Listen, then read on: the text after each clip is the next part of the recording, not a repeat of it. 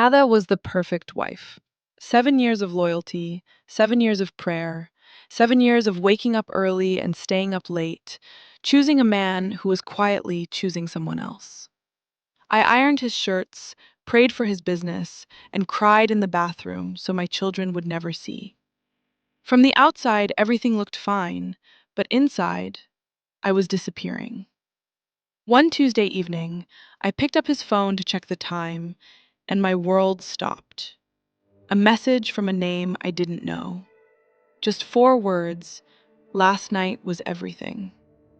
I read it again and again. No tears, no shaking, just silence. Something in me died in that moment.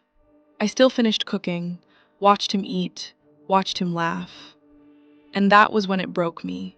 He looked at peace. No guilt, no shame.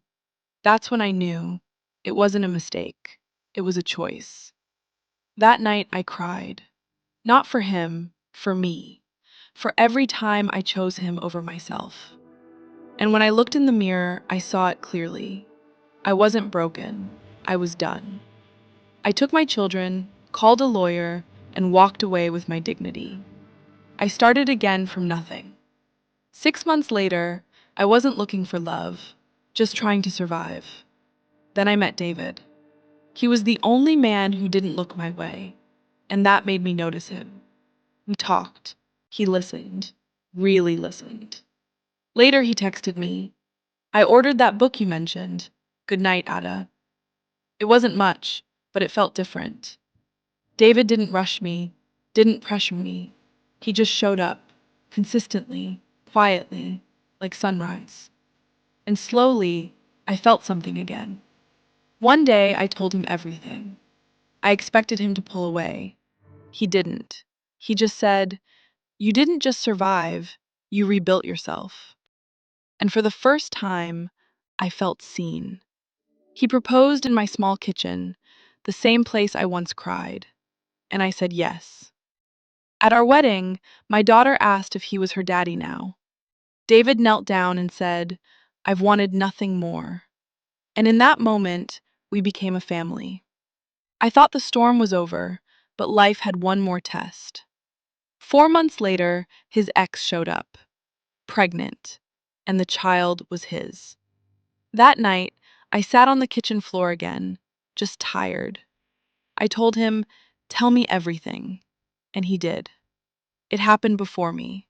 One mistake, hidden out of fear, and I knew the difference. I chose to stay, not from weakness, but from wisdom. But if you ever make me question you again, I will leave. Sola lost the baby and blamed me. I didn't break.